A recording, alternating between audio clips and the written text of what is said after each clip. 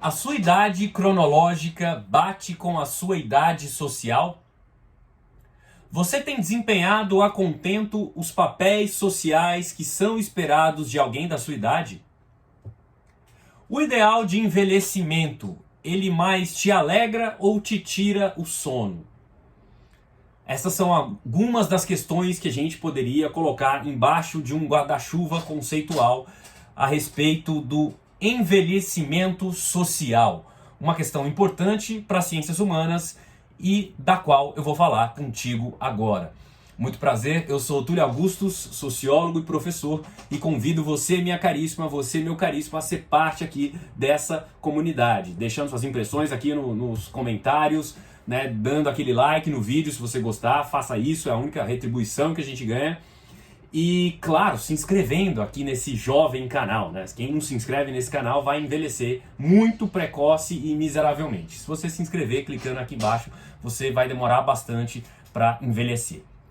E eu tô falando isso porque o nosso tema de hoje é envelhecimento social, né?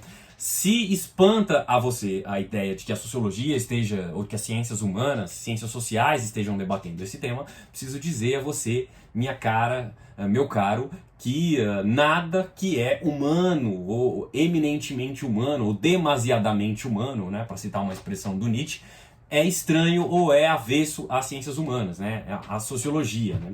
Esse é um tema muito estudado na atualidade, sobretudo com o envelhecimento das sociedades, que é algo muito notável no mundo contemporâneo. Né? E a grande discussão ao redor dessa questão de envelhecimento social se dá com a idade social, né? Os valores e os papéis que são associados a uma determinada idade cronológica. Né? Por isso que eu comecei o vídeo com aquela provocação, né? Posturas, comportamentos, né, e padrões de se portar perante a sociedade são esperados de determinadas idades, né? E isso, claro, que varia conforme o tempo, né? O que se esperava de uma pessoa de 30 anos na época dos seus avós não é a mesma coisa nos dias de hoje, né?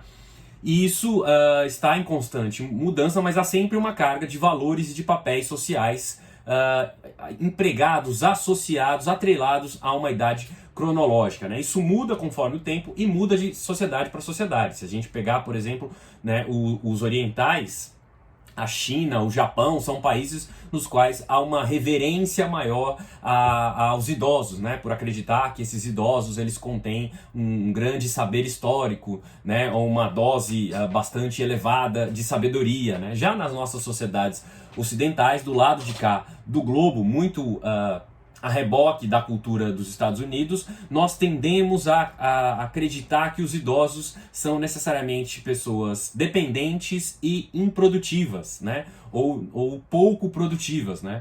Em primeiro lugar, porque nós temos uma cultura que valoriza excessivamente o ideal de juventude. E também porque nossos processos produtivos estão muito vinculados às mudanças tecnológicas e, em geral, os idosos são aqueles que têm menos propensão a se adaptar com mais velocidade às mudanças tecnológicas. Então, eles muito mais facilmente são taxados como improdutivos, né? De longe, mano, que a gente perto fica muito feia. É. E agora? E agora? Onde é que você aperta? Não sei. Mas retardar, mascarar, né, ou afugentar a velhice é um dos nossos passatempos preferidos, né, nas sociedades ocidentais, né, não apenas nas ocidentais, né, no mundo contemporâneo como um todo. Né. Não por acaso a quantidade aí de cintas abdominais, de loções, de cremes, de tratamentos para calvície ou para qualquer outra coisa que represente envelhecimento, né, para as rugas no rosto, enfim, são um verdadeiro motor da indústria hoje de cosméticos, da indústria médica. Né, a cirurgia plástica talvez seja das áreas mais promissoras na medicina.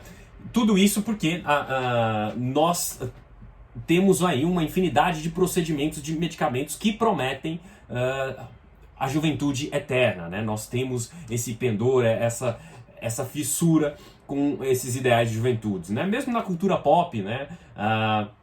A figura do vampiro, por exemplo, né, que tem muito da sua magia, do seu charme com a questão da juventude eterna, né? Eu faço um pouco essas reflexões a respeito de envelhecimento, muito a reboque de um filme que eu vi recentemente, que é um filme da Rosamund Pike, que por sinal tem envelhecido muito bem, na qual ela interpreta uma golpista que aplica golpes aí em idosos, né? O filme se chama I Care a Lot, uma coisa assim, Eu Me Importo. Enfim, é só um filme de comédia aí que fica como referência para pensar essas questões que eu vi recentemente. Esses ideais, esses papéis sociais, né, atrelados às idades, eles são muito importantes na formatação da identidade pessoal dos indivíduos, né? Eles têm um desempenho muito importante nisso, né? E esses papéis sociais atribuídos ao envelhecimento, eles podem ser positivos ou negativos, né? Nós temos, por exemplo, como positivos aquele ideal do avô, né? Muito querido, que todos nós temos na lembrança, ou pelo menos a maioria de nós tem. Aquela figura do velho sábio, né? O estereótipo, sei lá, do seu Miyagi, do Karate Kid, né? Ou daquele professor que sabe tudo, né? Já velho, que sabe tudo, né? Sei lá, Dumbledore, né? Do Harry Potter, ou uma coisa assim meio Gandalf, do Senhor dos Anéis, enfim. Nós temos diversos estereótipos que associam a velhice com coisas positivas, né? A ideia de comida de vó, né? Filho de vó é aquele que é criado com um excesso de cuidado, de zelo, né? Comida de vó é aquela saborosa, feita com carinho. Mas nós também temos uma carga de estigmas ou de papéis sociais prejudiciais a essa noção de velhice, né? Que a figura do velho rabugento, do velho ranzinza, né? Do velho como sendo alguém lento, que atrapalha, enfim. Isso contribui muito também para a perda de autoestima dessas populações e até para o isolamento social dos mais idosos, né? Os idosos não necessariamente estão sempre assumindo esses papéis sociais de maneira muito cordata, né? Eles estão sempre em conflito ou lutando para transformar, para ressignificar, né? Para reinterpretar esses papéis sociais que são atribuídos a eles, né? E de maneira muito ativa, né? Cada vez mais essas parcelas, os idosos, têm desempenhado um papel mais ativo nas sociedades contemporâneas, né? Muitos dos estudos, hoje na sociologia e nas ciências humanas, estão privilegiando esse espaço, né? Estão enfatizando como os idosos se adaptam, né? Como os ideais de envelhecimento se adaptam aos papéis sociais que são esperados dessas populações.